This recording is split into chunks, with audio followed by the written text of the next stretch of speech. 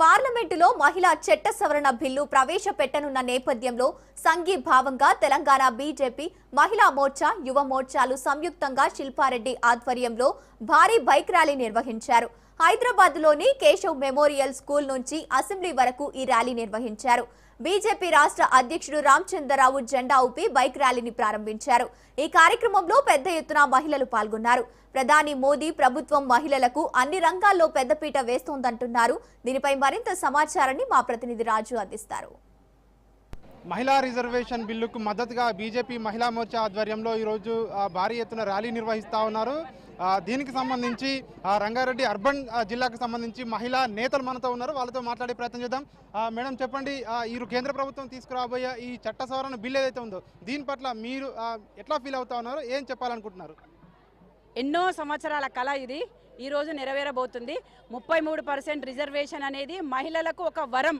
మన భారతదేశానికి కూడా ఒక తొలిమెట్టు ఇది. అంటే ముందడుగు మనం వేస్తున్నాము. దీంతో పాటు దీనికి అందరం కూడా మహిళలం అంటే పార్టీలకు అతీతంగా ప్రతి ఒక్క మహిళ కూడా ఈరోజు ఎంతో సంతోషంగా ఉంది. ఎందుకంటే ఎప్పుడైనా కూడా మహిళలను వెనుకనే ఎంత వచ్చినా కూడా వెనక్కి కానీ దీంతో మేము హక్కు సాధించుకుంటున్నాం. ఈ రోజుతో మేము హర్షం వ్యక్తం చేస్తున్నాం. ప్రతి ఒక్కరం కూడా నలుమూలల నుండి ప్రతి ఒక్క మహిళ వచ్చి ఆతృతగా ఈరోజు ఈ ర్యాలీలో పాల్గొనబోతున్నాము.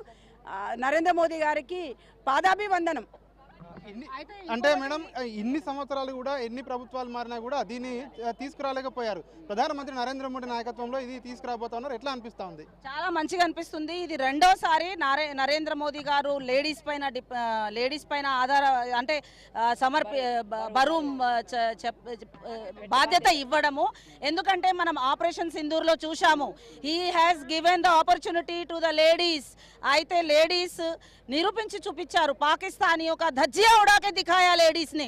సో నారీ పైన ఇంత బాధ్యత పెట్టడము కరెక్ట్ అని చెప్పేసి ఆయన ఆలోచించి ఆ రోజు ఫస్ట్ టైం ఒక లేడీస్ పైన ఆయన బాధ్యత ఇచ్చినాడు. ఒక మొత్తం దేశాన్నే సమర్పించాడు పాకిస్తాన్ అగెన్స్ట్గా. అది కూడా మొట్టమొదటి శత్రువు అయిన ఇండియాకు శత్రువు అయిన పాకిస్తాన్ ఎదురుగా ఒక లేడీని నిలబెట్టాడంటే ఇప్పుడు మనకు 33% ఇవ్వడము అనేది చాలా చాలా గొప్ప వరము. అండ్ ఇది వెరీ హ్యాపీ న్యూస్. ఒక లేడీస్కి మనము అన్నిటికీ స్ట్రగుల్ చేసి వచ్చాం కాబట్టి ఒక ఇంటిని సరిదిద్దగలుగుతుంది ఒక లేడీ అంటే ఒక దేశాన్ని కూడా సరిదిద్దగలుగుతుంది అని ఆల్రెడీ ఒకసారి నిరూపించి చూపించారు ఆపరేషన్ సింధూర్లో.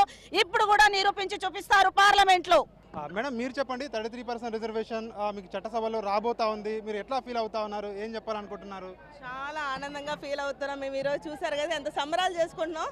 ఎందుకంటే గత 27 ఏళ్ల పాటు అంటే 3 దశాబ్దాలుగా మాకు ఈ రిజర్వేషన్ అనేది రానివ్వకుండా చాలా ప్రభుత్వాలు చేశాయి.